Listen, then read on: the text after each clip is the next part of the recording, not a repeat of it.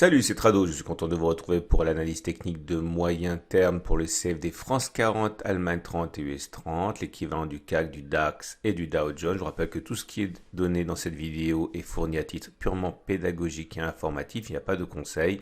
Vous devez vous rapprocher d'un professionnel pour savoir si l'utilisation des CFD à risque limité correspond à votre profil d'investisseur. Alors on va commencer par le France 40, l'équivalent CFD du CAC 40 avec un graphe en données mensuelles puisque le mois de mars s'est achevé il y a quelques jours et voilà les données qu'on peut en retirer pour les données donc de long terme.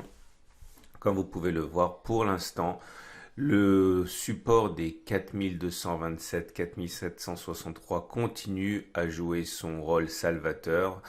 C'est depuis 2014 que ce support existe et depuis 2014, il renvoie systématiquement les cours vers le nord. Alors il faut également comprendre que la tendance pour l'instant est baissière sur cette unité de temps bien sûr. En données mensuelles, la tendance est baissière puisque nous sommes en dessous de la moyenne mobile à 20 mois et en dessous de la moyenne mobile à 50 mois qui descendent toutes les deux. On parle beaucoup en ce moment du coup d'après, à savoir ce qui va se produire lorsque la fin de la correction aura terminé, aura eu lieu.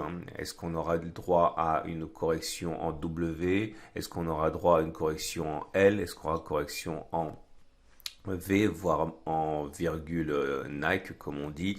Bon, tout ça, ce sont des choses qui est très difficile d'anticiper, mais voilà à quoi correspond une correction en V, c'est-à-dire on descend très très fort, on remonte très rapidement, sans crier gare, j'ai envie de dire. Une correction en W correspond non pas à ce qui s'est passé pendant la bulle Internet, mais plutôt ce qui s'est produit lors de la correction de la crise des subprimes. Vous voyez un W comme ça, on descend, on remonte, on redescend quasiment sur les mêmes niveaux, et puis on remonte après. En tout cas, ce qui est certain, c'est que si vous pensez, comme vous pouvez le voir sur ce graphe, que la correction à laquelle on assiste actuellement n'est pas terminée, vous voyez que la zone de support correspond à une zone qui a fait perdre environ 60% au France 40, que ce soit sur la crise de 2000 ou la crise de 2008. Ça voudrait dire aller chercher éventuellement des zones à 2300, oui, entre 2900 et 2400. Ça correspondrait effectivement à une baisse équivalente à 60%, ce qui s'est passé précédemment. Je ne dis pas encore une fois qu'on va le faire, mais si vous pensez qu'effectivement nous sommes dans le même ordre de grandeur pour la sévérité de la crise, effectivement, c'est sur ces zones-là que on peut éventuellement envisager de considérer par la suite donc un scénario en W ou en V ou en virgule, voire même en L, c'est-à-dire vraiment quelque chose qui pourrait durer longtemps avant de permettre un rebond, c'est-à-dire une confiance et un appareil productif complètement cassé pour des années avant de reprendre le chemin de la hausse. On ne peut pas le savoir de toute manière pour l'instant. Alors voilà ce que cela donne en données hebdomadaires par contre. Donc nous avons là aussi une tendance qui est baissière, vous le voyez au fait que nous soyons en dessous de la moyenne mobile à 20 semaines et la moyenne mobile à 50 semaines qui descendent. On assiste bien depuis 3 semaines à des tentatives de redressement de la part du France 40. Alors le prochain support qui nous intéresse éventuellement, c'est celui-là.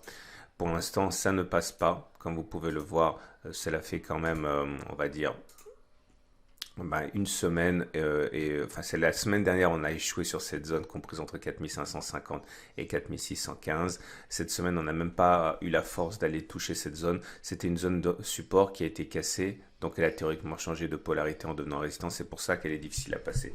Mais de toute manière, tant que la tendance sera baissière, c'est-à-dire tant qu'on sera en dessous de la M20 et de la M50 qui descendent, on a plus de chances de percuter encore et encore la zone des 4200-3703, la zone de support, que de ne pas le faire. Il n'y a que lorsque l'on sera repassé au-dessus de ces moyennes mobiles qu'on pourra éventuellement regarder plus sereinement vers le haut. Pour l'instant, ce ne sont que des rebonds techniques apparemment. On regarde ce que ça donne pour l'Allemagne 30. Et pour l'Allemagne 30 en données mensuelles pour débuter, voilà ce que l'on a. Là aussi, on est préservé par la zone des 9300, 8300 qui est une zone ancienne de 2014. Vous voyez comment on arrive à percuter cette zone et à rebondir systématiquement. C'est ce qui se produit actuellement. Là aussi, la tendance est baissière en données mensuelles puisque on est en dessous de la moyenne mobile à 20 semaines et en dessous de la moyenne mobile à 20 mois et 50 mois. Mais la tendance est moins marquée à la baisse que sur le France 40 puisque vous voyez que la moyenne mobile à 50 mois n'est pas encore descendante. Mais la tendance est clairement baissière de toute manière, hein. Et tant que ce sera le cas, eh bien, on a plus de chances de percuter la zone de support que de ne pas le faire. En données hebdomadaires, c'est la même chose que pour le France 40. La tendance, elle est baissière. On est en dessous de la moyenne mobile à 20 et 50 semaines qui descendent toutes les deux. Là aussi, le prochain support qui nous intéresse, la prochaine résistance qui pourrait nous intéresser si on y va, c'est celle-ci, hein. C'est la zone comprise. Je vais la changer de couleur, voilà. C'est la zone comprise entre 10 260 à peu près 10 500. C'est une zone de support qui a été cassée, qui a donc changé de polarité, qui devient résistance. Cette zone est donc difficile à passer. Et dans un contexte où la tendance est baissière au regard des moyennes mobiles, on a plus de chances, encore une fois, hein, de tester ces zones de support que de ne pas le faire. On regarde pour terminer l'US 30 avec une configuration qui est moins mauvaise, on va dire, que sur le France et l'Allemagne 30, bien qu'on soit évidemment affecté quand même, hein, par ce qui se passe sur cet indice. Vous voyez, la zone des 18 600 est bien notre support de référence, toujours selon la même logique. C'était une résistance qui a été cassée, elle a donc changé de polarité, elle devient support, c'est pour ça qu'on rebondit dessus. Mais si on est en dessous des moyennes mobiles 20 mois et 50 mois, la moyenne mobile à 50 mois est toujours ascendante. Donc la tendance est baissière, mais de manière moins évidente que sur les indices européens qu'on a étudiés. On regarde les données hebdomadaires et voilà ce que l'on a. On a une tendance qui est baissière avec les cours en dessous de la M20 et la M50 qui descendent. On a notre support que l'on voit par transparence à 18 600. Notre prochaine résistance, la zone qui va poser problème de manière statistique, ce serait celle-là. Okay, c'est la zone comprise, je vais la mettre en bleu aussi, voilà. C'est la zone comprise entre 21 520 et 22 300 à peu près. On voit bien que ça fait 2 semaines que l'on essaie de repasser au-dessus et qu'on n'y arrive pas.